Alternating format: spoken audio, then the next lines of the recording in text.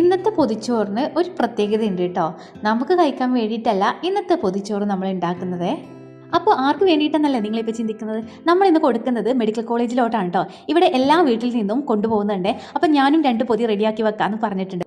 രാവിലെ 9:30 അവർ എത്തുന്നാട്ടോ പറഞ്ഞത്. അതുകൊണ്ട് തന്നെ പെട്ടെന്ന് കാര്യങ്ങളൊക്കെ ഒതുക്കാട്ടോ. ഇല്ല പച്ചക്കറികളൊക്കെ വെച്ചിട്ടാണ് ഇന്ന് ഞാൻ ഉണ്ടാക്കാൻ പോകുന്നത്. അപ്പോൾ കുറച്ച് ക്യാരറ്റും കോവയ്ക്കും കൂടെ ഇരിപ്പുണ്ട്. അത് നന്നായിട്ട് ചോപ്പിലിട്ട് തോരനാണ് കേട്ടോ ഇന്ന് റെഡിയാക്കുന്നത്.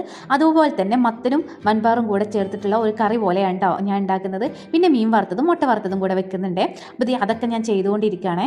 നമ്മൾ ഉണ്ടാക്കുന്ന പൊതിച്ചോറും കാത്ത് ഒരുപാട് പേര് ഹോസ്പിറ്റലിൽ വെയിറ്റിംഗ് ആയിരിക്കും കേട്ടോ.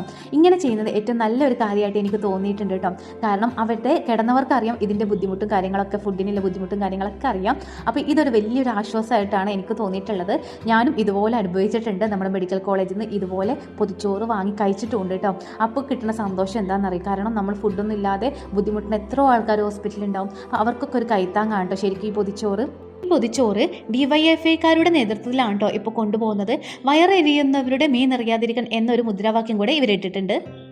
എന്തായാലും ഇതൊരു നല്ലൊരു കാര്യമാണല്ലേ. അപ്പോൾ നമ്മുടെ ഏകദേശം നമ്മുടെ കറികളൊക്കെ ഒന്ന് സെറ്റായിട്ടുണ്ട്. അപ്പോൾ നമ്മുടെ കറിയിലോട്ട് ഞാൻ താളിച്ച് വെച്ചിട്ടുണ്ട് കേട്ടോ. അപ്പോൾ മീൻ വറുത്തതും മുട്ട വറുത്തതും എല്ലാം റെഡി ആയിട്ടുണ്ട്. അപ്പോൾ ഇലയൊക്കെ ഇട്ട് ഒന്ന് വാട്ടിയെടുത്തിട്ടുണ്ട്. അതിലോട്ട് ചോറും നമ്മുടെ തോരനും അതുപോലെ മീൻ വറുത്തതും മുട്ട വറുത്തതും കറി എല്ലാം കൂടെ വെച്ചിട്ട് ഒന്ന് പൊതിഞ്ഞെടുക്കാം അല്ലേ.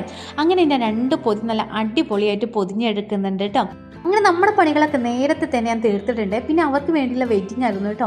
അപ്പോൾ അങ്ങനെ എല്ലാം കഴിഞ്ഞപ്പോൾ അവരെത്തിയപ്പോൾ വലിയൊരു കൊട്ടയൊക്കെ കയ്യിലുണ്ടായിരുന്നു. അപ്പോൾ നമ്മുടെ 2 പൊതിച്ചോറ് ഞാൻ കൊടുത്തിട്ടുണ്ട്. അപ്പോൾ അതിൽ നിറയെ പൊതിച്ചോറുണ്ടായിരുന്നു. ഓരോ വീട്ടിൽ നിന്നും അവർ ശേഖരിച്ച് കൊണ്ടുവന്നതാണ്. അതൊക്കെ കളക്ട് ചെയ്ത് അവർ പോയി കേട്ടോ.